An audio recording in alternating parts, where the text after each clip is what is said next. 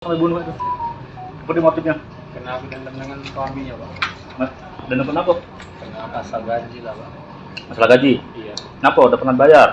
Kan nggak dibayar sih, Pak. Nggak dikolah-kolahin terus kayak ngemis-ngemis itu nah, Pak. Namanya gaji itu kayak. Inilah sosok Suganda pelaku pembunuhan ibu dan anak di Macan Lindungan Palembang. Diduga karena menyimpan dendam, Suganda tega menghabisi nyawa Wasila, 40, dan putrinya, FA, 16, di rumah korban yang berada di Macan Lindungan Palembang. Terungkap bahwa Suganda adalah anak buah suami korban yakni Anung Kurniawan, 42. Sehari-hari Suganda bekerja membantu Anung menjual bunga taman yang terletak di Soekarno-Hatta. Informasi yang berhasil dihimpun, Suganda diduga nekat melakukan aksi pembunuhan ini karena singgung perkataan korban. Kini, tampang Suganda yang memakai kaos merah dengan wajah lusuh saat diamankan terkuak. Tertangkapnya pelaku pembunuhan ibu dan anak di Macan Lindungan sudah dibenarkan oleh Kapolrestabes Palembang, Kombes Pol Haryo Sugihartono. Pihak kepolisian menduga kuat motif pembunuhan ibu dan anak lantaran dendam. Untuk nama pelaku mohon maaf belum bisa kita sebut, ini karena anggota kita masih melakukan pengembangan terkait adanya dugaan pelaku lain, ungkap Haryo,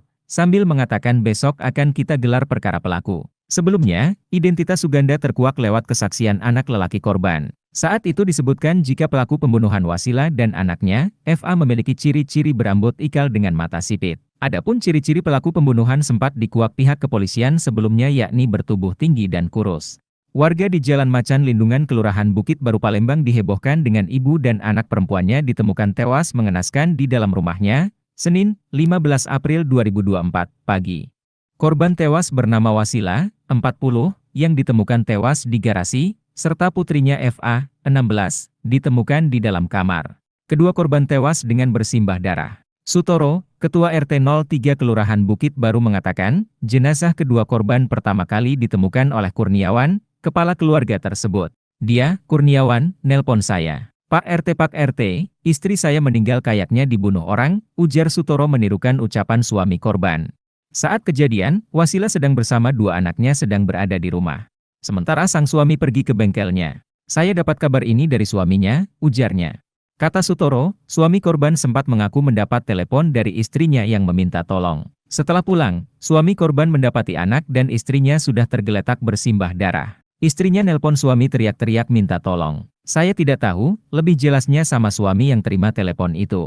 Saya tahunya begitu dia, suami korban, dari bengkel. Tahu istrinya sudah terkapar baru dia telepon RT, ujarnya. Menurut Sutoro, ditemukan barang bukti berupa benda tumpul bersimbah darah di lokasi kejadian. Belum tahu ada barang hilang atau tidak, tapi yang jelas benda tumpul dengan bercak darah di lokasi, ujarnya. Kapolrestabes Palembang, Kombes Haryo Sugihartono memastikan, ibu dan anak yang tewas di rumahnya di Jalan Macan Lindungan merupakan korban pembunuhan. Yang pasti ini pembunuhan, katanya saat ditemui di TKP, Senin, 15 April 2024. Kombes Haryo menjelaskan dua orang yang ditemukan tewas adalah seorang ibu bernama Wasila, 40, dan anak perempuan inisial FA, 16. Ternyata, ada satu anak laki-laki korban yang melihat peristiwa itu dan dalam kondisi selamat. Anak korban yang laki-laki sempat kontak dengan pelaku, anak tersebut sempat melihat perawakan korban, ungkap Kombes Haryo. Dari keterangan anak korban, lanjut Kombes Haryo, pelaku hanya satu orang dan pembunuhan itu dilakukan seorang diri. Kombes Haryo berharap keterangan korban selamat bisa menjadi petunjuk. Anaknya tidak mengenali pelaku, ujarnya. Kombes Haryo mengungkap,